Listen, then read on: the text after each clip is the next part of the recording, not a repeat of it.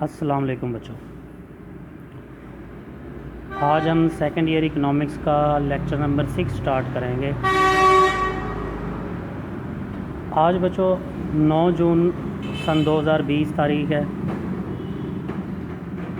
हमारा टॉपिक था कौमी आमदनी के मुख्तलिफ तसव्वुरात, जिसमें से हमने एक कॉन्सेप्ट क्लियर किया था, स्टडी किया था, आम कौमी पैदावार या मुरक्कब कौमी पैदावार। फिर इस तरीके में कौन सी एहतियातें करनी चाहिए, उन एहतियातों को डिस्कस किया था कि रवां साल में पैदा होने वाली अशिया और ख़िदमात का शुमार करना है, पिछले सालों की बची हुई अशिया का शुमार नहीं करना। फिर हमने दूसरी एहतियात की थी कि दोहरी गिनती से कैसे बचा जा सकता है। ज़ाती इस्तेमाल में आने वाली अशिया और ख़िदमात जो कि कौमी आमदनी या ख़ाम कौमी पैदावार मालूम करते वक्त रह जाती हैं, ज़ाती इस्तेमाल में आने वाली अशिया और ख़िदमात का शुमार, उन्हें भी ख़ाम कौमी पैदावार में शुमार कर लेना चाहिए। नीज़ ज़ख़ीराअंदोज़ी, स्मगलिंग या आमदनियों के बारे में जो गलत आदाद व शुमार हैं, इनसे बचना है और ये आदाद व शुमार भी दुरुस्त होने चाहिए। नीज़ इसमें बैरून ममालिक से हासिल करदा आमदनियों को भी शामिल किया जाता है।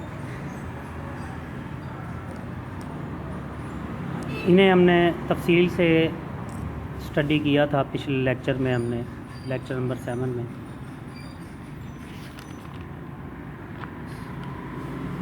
लेक्चर नंबर 6 में आज हम लेक्चर नंबर 7 स्टार्ट करेंगे सेकेंड ईयर इकोनॉमिक्स का। तो बच्चों लेक्चर नंबर 7 में हम देखेंगे कुल अखराजात के हिसाब से ख़ाम कौमी पैदावार।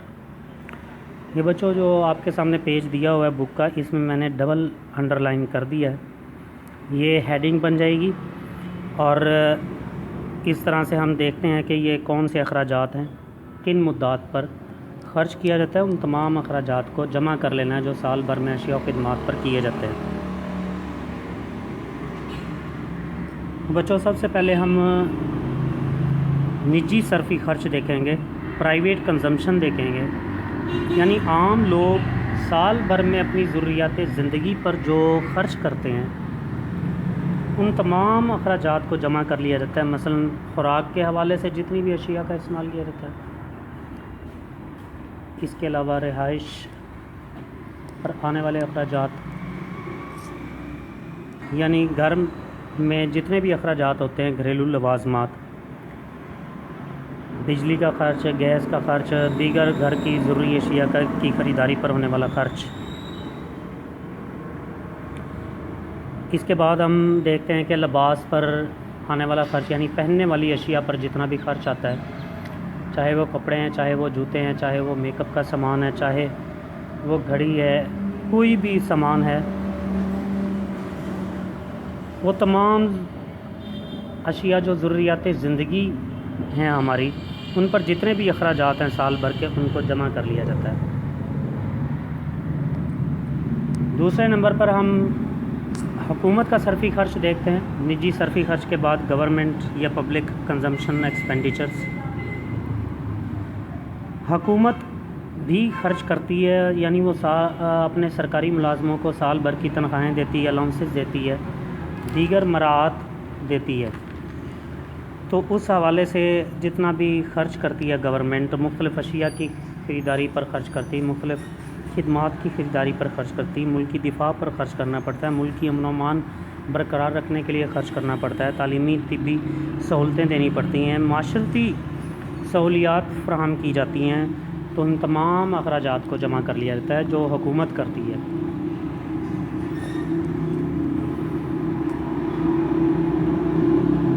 इसके बाद बच्चों हम तीसरे नंबर पर देखेंगे निजी सरमायाकारी, प्राइवेट इन्वेस्टमेंट, यानी ये ऐसी सरमायाकारी होती है जो आम अफराद अपनी बचतों से करते हैं। मसलन नए कारखाने तामीर करते हैं, नए मकानात बनाते हैं, नया कारोबार शुरू करते हैं। इन पर होने वाली तमाम की तमाम रकूमात जो बिज़नेस पर, जो सरमायाकारी के मंसूबों पर ख़र्च करते हैं आम लोग, उन तमाम अखराजात को जमा कर लिया जाता है जो एक साल के अरसे में किए जाते हैं। निजी सरमायाकारी के साथ ही हम सरकारी सरमायाकारी भी देखते हैं कि हुकूमत जो होती है वो भी बहुत सारे काम करती है, बहुत सारे बिजनेसेस करती है, बहुत सारी इन्वेस्टमेंट्स करती है, नए कारखाने भी बनाती है, तरक्याती मंसूबे बनाती है, डैम बनाती है, पुल बनाती है, सड़कें बनाती है, पार्क्स बनाती है। तो जो भी हुकूमत के सरमायाकारी होती है जिससे वो मज़ीद इनकम हासिल करती है, तो वो तमाम के तमाम अखराजात को जमा कर लिया जाता है। रेलवे लाइनें बिछाई जाती हैं, सड़कें बिछाई जाती हैं, मशीनें, खाम माल की सूरत में हुकूमत सरमायाकारी करती है। तो हुकूमत जितनी भी सरमायाकारी करती है, जिन भी मंसूबों पर सरमायाकारी करती है, उन तमाम सरमायाकारी के अखराजात को साल भर में जमा कर लिया जाता है।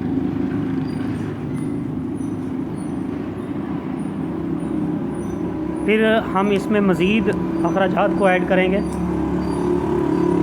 गैर मुल्की सरमायाकारी। बेटा, गैर मुल्की सरमायाकारी वो सरमायाकारी है जो किसी दूसरे मुल्क के लोग हमारे मुल्क में आकर सरमायाकारी करते हैं, बिज़नेस करते हैं, कारखाने खोलते हैं, मुख्तलिफ़ काम करते हैं, एक्सपोर्ट करते हैं या इंपोर्ट करते हैं। तो वो जो भी सरमायाकारी में बिज़नेस में रुपया पैसा लगाते हैं, जितना भी खर्च करते हैं उस पर, उन तमाम अखराजात को भी शामिल कर लिया जाता है।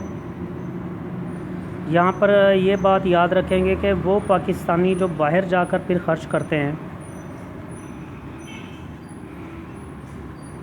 उनके अखराजात को उनके सरमायाकारी के अखराजात को पाकिस्तान की खाम कौमी पैदावार में शुमार नहीं किया जाता।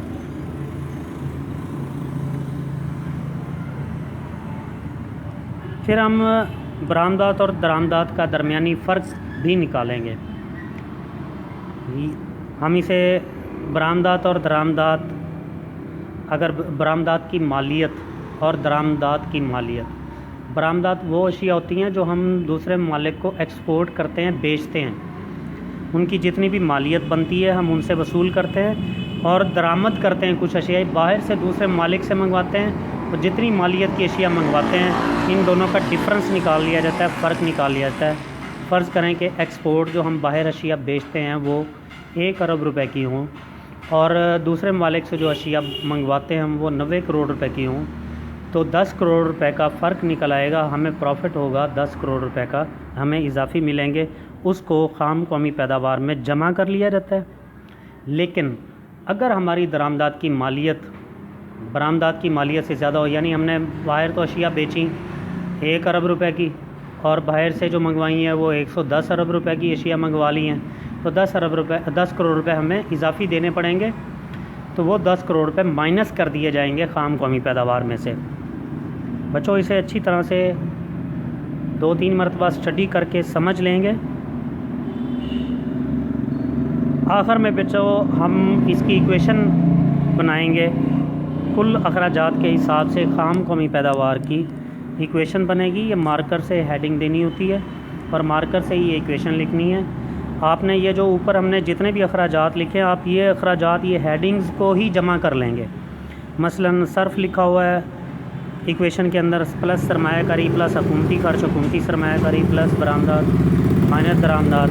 तो आप इसको यूँ लिख लेंगे, निजी सरफी खर्च प्लस हुकूमती खर्च प्लस निजी सरमायाकारी प्लस सरकारी सरमायाकारी या हुकूमती सरमायाकारी प्लस गैर मुल्की सरमायाकारी प्लस बरामदात माइनस दरामदात। और इंग्लिश में जो इक्वेशन लिखी हुई GNP ग्रॉस नेशनल प्रोडक्ट खाम कौमी पैदावार इज़ इक्वल टू सी से मुराद कंजम्पशन एक्सपेंडिचर्स हैं, और तमाम के तमाम कंजम्पशन एक्सपेंडिचर्स हैं हुकूमती और निजी।